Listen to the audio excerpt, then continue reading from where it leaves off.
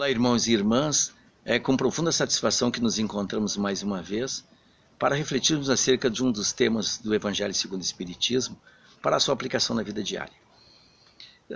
Não são poucos os relatos que nos trazem nos últimos anos acerca de que quando algo dá errado, o pessoal diz, é um karma.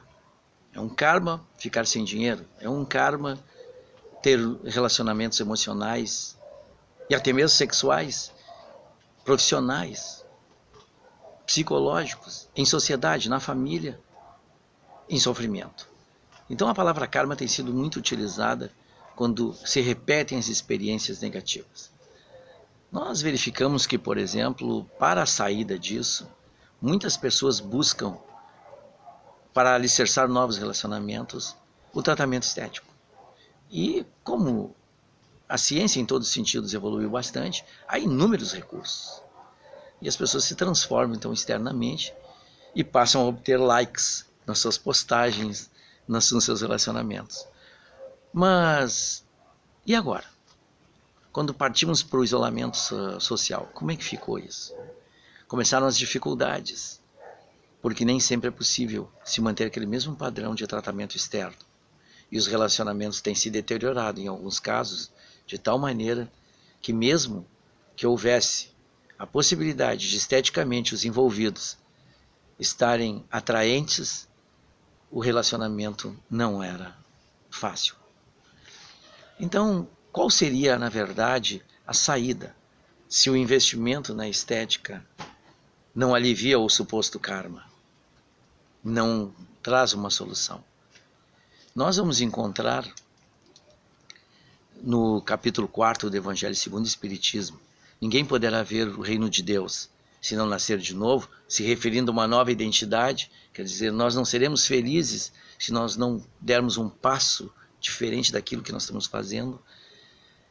Nos itens 25 e 26, necessidade da encarnação, se os irmãos me permitem, eu vou quebrar o protocolo mais uma vez e vou ler.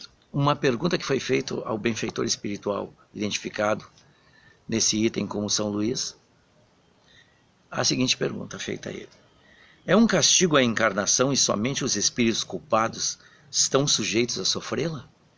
Responde o benfeitor: a passagem dos espíritos pela vida corporal é necessária para que eles possam cumprir, por meio de uma ação material, os desígnios cuja execução Deus lhes confia.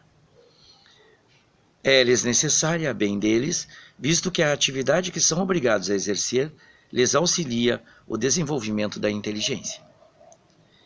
Lá no final, ele acrescenta: os que, ao contrário, usam mal da liberdade que Deus lhes concede, retardam a sua marcha e, tal seja a obstinação que demonstrem, podem prolongar indefinidamente a necessidade da reencarnação, e é quando se torna um castigo.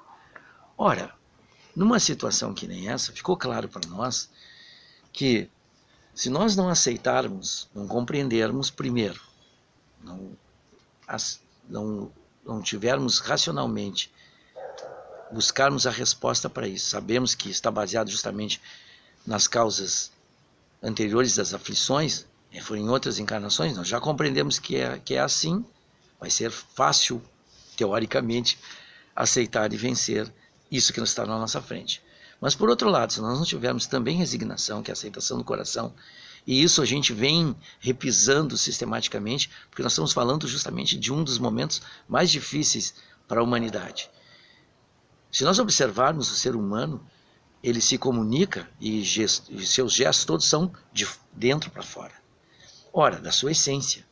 Então, nada do que ele precisa efetivamente vem de fora para dentro, e sim tem que ser trabalhado de dentro para fora. E o que seria recomendado pelos mentores espirituais, pelo Cristo, por Deus, para que nós superássemos as dificuldades que nós mesmos geramos no nosso caminho? Por exemplo, o isolamento social. Vai adiantar investir pesadamente na estética? Não. Nós teremos que enxergar o outro de outra forma, nos colocarmos no lugar dele, fazermos e auxiliarmos a ele nesse espaço que nós estamos condicionados a viver, não deixando de passar nenhuma oportunidade de fazer o bem.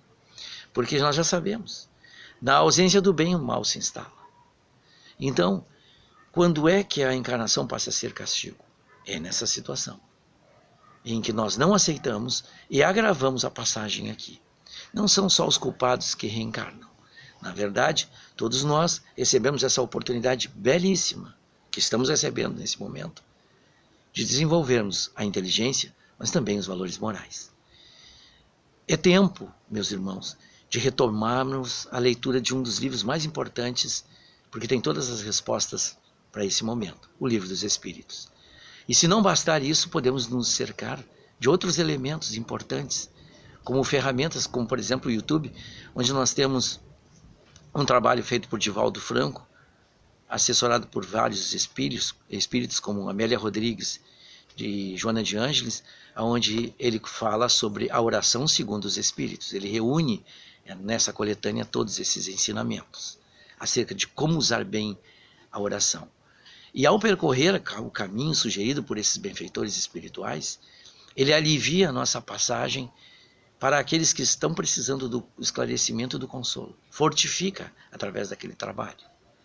Além do Evangelho, então, nós temos recomendado para um momento difícil desse o Livro dos Espíritos e, por que não, o YouTube com esse trabalho do Divaldo, que vai nos fortalecer, vai fazer com que a gente retome a jornada com mais vigor, olhando o próximo de uma forma diferente, fraternalmente, amorosamente, com compaixão. É o que está destinado para nós. Sairmos desses eventos não mais com pensamento negativo acerca da encarnação e reencarnação, e sim sabermos que é de dentro de nós que tem que brotar a solução para esses relacionamentos, porque nós estamos definitivamente com aqueles que deveríamos estar, com os nossos irmãos, com o próximo. E amar o próximo como a si mesmo é uma das outras alternativas que nos resta para superar essas dificuldades. Muito obrigado. Quero mais palestras curtas da UD Partenon. Curta, compartilhe e comente. Inscreva-se no canal da UD Partenon do YouTube.